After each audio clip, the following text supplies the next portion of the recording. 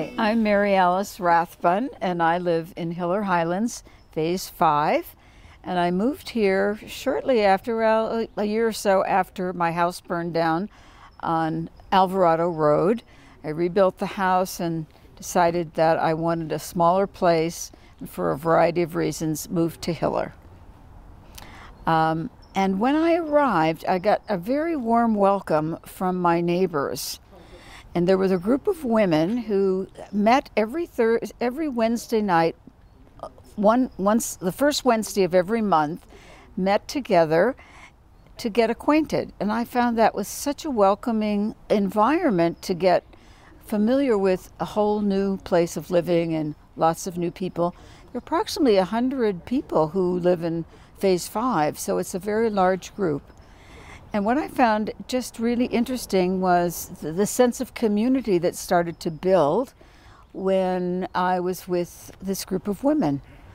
And we would meet in each other's homes, and someone would volunteer to host the group, and that's how I really began to feel like I was a part of this community. And then fast forward, the pandemic hit, and everyone was isolated. Neighbors inside their houses, many of them new to the community. And one of my neighbors came to me and said, you know, we're in our houses all day. We're used to being away and out working in the world, and now we're in our houses every day.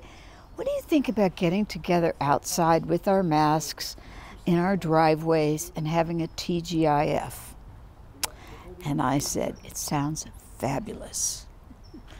So she volunteered to first host it at her house.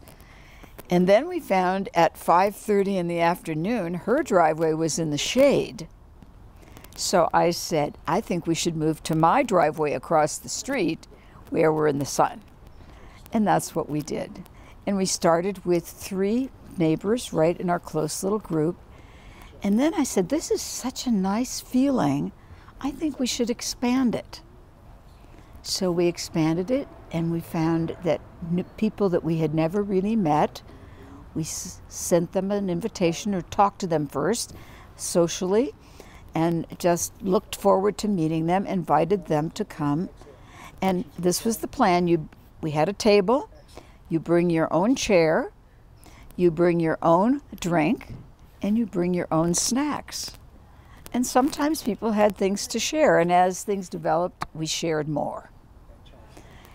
And it was nice because there was no constraints. You could drop in if you wanted to. You could attend the whole time. Some people had Zoom meetings, and so they were not free at 5:30, but that was okay. And so we made it a kind of a casual drop-in, as well as those who wanted to stay longer. And it grew, and it grew more. And new people moved into the block, even though we had someone move in like 2 weeks ago. And one of the first things we could say to them is, come meet your neighbors. It was like we were the welcome wagon of the old days. And so they were delighted. And so it was really the best way to welcome new people and get to know people. So our size is now up to 20.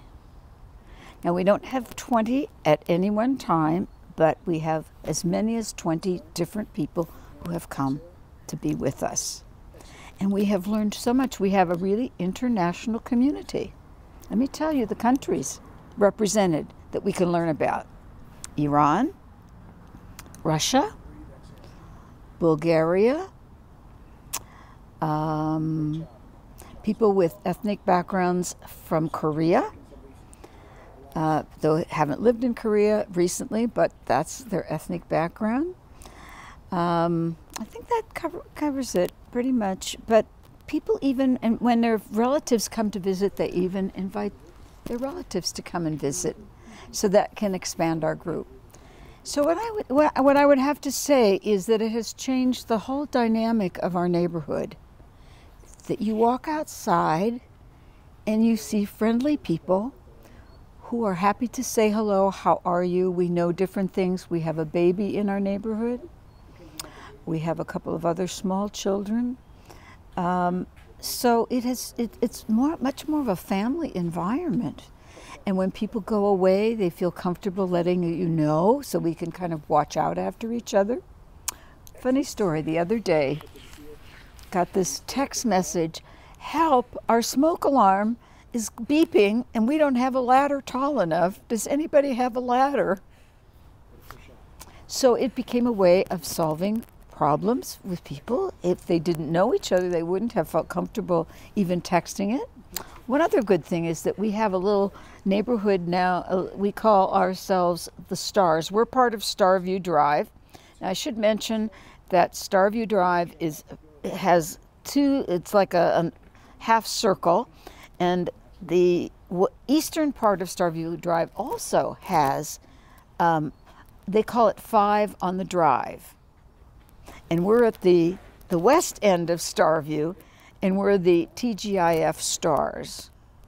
And we invite anybody to share, but people get familiar with socializing with their immediate neighbors, and these are our immediate neighbors. So it's happening as well on other, and it's changed the whole dynamic of our neighborhood.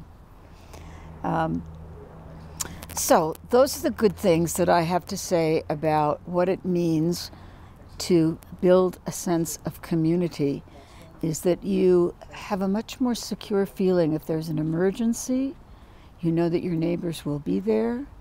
With whatever happens, we know. The sense of community got broken with the fire because people rebuilt at different times. There was so much trauma associated with the fire. They moved in at different times.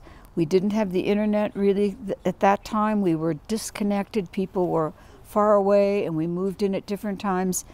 And the houses were bigger and farther apart. And I think Hiller, by the nature of the construction of the homes, we're very close together. We share walls with one another. And sometimes people bring with those walls a distance with their neighbors, but it doesn't have to be that way. And I think we explored the importance of even of linking with each other through this pandemic.